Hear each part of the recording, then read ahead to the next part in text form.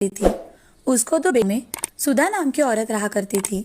उसको दो बेटे थे, आनंद और सुमित। सुधा बहुत ही लालची किस्म की औरत थी। घर में हमेशा उसी की चला करती थी। अगर घर में कोई उसकी बात टालता तो सुधा काली का रूप धारण कर लेती थी। कुछ दिनों बाद आनंद ने सिया नाम की लड़की से शादी कर ली। वो गरीब घर की होने के कारण अपने साथ कोई भी दहेज नहीं लेकर आई थी। इसीलिए सुधा ने उसे बिन तनख्वाह के नौकरानी बना लिया था। सुधा सिया से घर के सारे काम करवाती थी। उसे ठीक से खाना भी नहीं खाने देती थी। एक दिन सिया खाना खा रही थी, तभी सुधा वहां आकर, बहू, चुपके से खाना खा रही हो? नहीं माँ जी, जो भी बनाया है उसमें से ही मैं खाना खा रही हूँ। अरे, तुम मायके से लाई क्या हो कि यहाँ हम तुम्हें दावत दें? हाँ माँ जी, आप ऐसे क्यों बोल रही है? मैं भी तो इस घर की बहू हूँ। हाँ, बहू कम नौकरानी हो तुम, समझी? ऐसा कहकर सुधा वहां से चली जाती है। तभी सुधा को सुमित दिखाई देता है। सुधा सुमित से, बेटे सुमित, तुम तो ऐसी कलमुही को घर मत लाना। मैं तुम्हारी शादी एक अमीर लड़की से कर दूंगी, ठीक है ना? अरे माँ, तुम्हें जो ठीक लगे वो करो, मुझे मत बताओ। मैं ऑफिस जा रहा हूँ। ठीक है बेटा। ऐसा कहकर सुमित वहां से चला जाता है। यह सब बातें सिया सुन लेती है। उसे बहुत ही बुरा लगता है। फिर भी सिया चुपचाप से काम किया करती थी। सुधा के कहे अनुसार सुमित की शादी धनवान सेठ की लड़की प्रिया से कर दी गई। दोनों की शादी बड़े धूमधाम से हुई। उस शादी में कपड़े, गहने, घर की वस्तुएं तथा सोने भी दहेज में मिला था। प्रिया घर में आकर एक कुर्सी पर बैठ जाती है और अपनी सासू माँ से, हमारे घर में नौकर नहीं है क्या? मुझे तो कोई नौकर दिखाई नहीं दे रहा। बहू, इस घर में हम दोनों ही काम करती है, नौकर मैंने ही नहीं रखा। मुझे मेरे काम करने के लिए 2 नौकर चाहिए सासू माँ। तुम्हें नौकर क्यों चाहिए बहू? तुम्हें जो चाहिए वो हमसे मांग लेना, हम तुम्हें ला कर देंगे। फालतू नौकरों पे पैसे क्यों खर्च करना? मुझे सुबह उठते ही बेटी लगती है। सब कुछ मुझे मेरे कमरे में चाहिए, और मुझे कुछ भी चाहिए तो मैं मंगवा लूंगी, नहीं तो आवाज दे दूंगी। मैंने कौन सी भी चीज मांगी और वो 10 मिनट के पहले मेरे पास नहीं आई तो मुझे बहुत गुस्सा आ जाता है। तुम्हें जो भी चाहिए वो मांग लिया करो बहू, हम दोनों तुम्हें सब कुछ ला कर देंगे। ठीक है माँ जी, अब मैं बहुत थक गई हूँ। मैं थोड़ा आराम करना चाहती हूँ।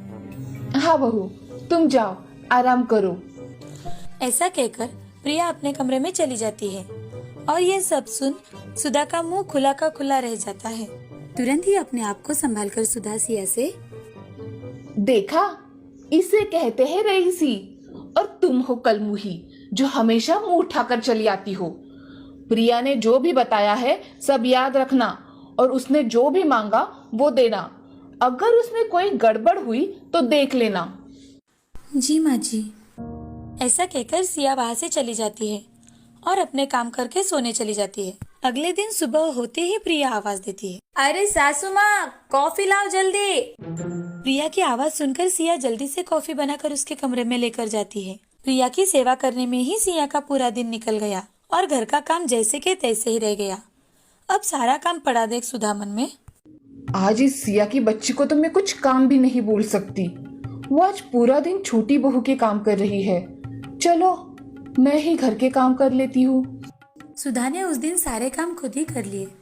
झाड़ू, पोछा, बर्तन, सभी काम उसने अकेले ही कर लिए। काम करने की आदत न रहने के कारण उसके हाथों और पैरों में दर्द होने लगा था। सुधा थकने की वजह से सोफे पर बैठकर आंखें बंद करने लगी। तभी छोटी बहू प्रिया अपने हाथों में पैसों से भरा हुआ बैग लेकर आती है और वहां आकर सुधा से, माँ जी, मैं क्लब में किटी पार्टी के लिए जा रही हूँ और मुझे लौटने में थोड़ी देर हो जाएगी, बाय। ऐसा कहकर प्रिया क्लब में चली गई। यह सिलसिला हर रोज का होने लगा। सिया दिन भर प्रिया की सेवा करते करते थक जाती थी और सुधा वो घर के काम करते करते थक जाया करती थी, और प्रिया वो अपने सहेलियों के साथ हर रोज किटी पार्टी करने चली जाया करती थी। घर के काम करके अब सुधा बहुत थक गई थी, और तो और उसमें प्रिया हर रोज पैसे किटी पार्टी में खर्च किया करती थी। ये देख सुधा अपने बेटे सुमित से, सुमित, जरा इधर तो आना। हाँ माँ, तुमने मुझे बुलाया?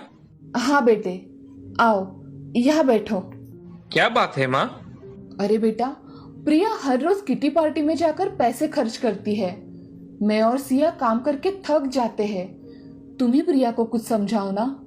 माँ, तुम्ही ने तो उसे सर पे चढ़ा के रखा था कि धनवान की लड़की है, उसने जो कुछ मांगा वो तुमने उसे दिया, और तो और बेचारी भाभी को भी उसकी सेवा में लगा दिया। अगर मैंने उसे अभी कुछ कहा तो वो बोलेगी मैंने ढेर सारा दहेज देकर तुम्हें खरीदा है।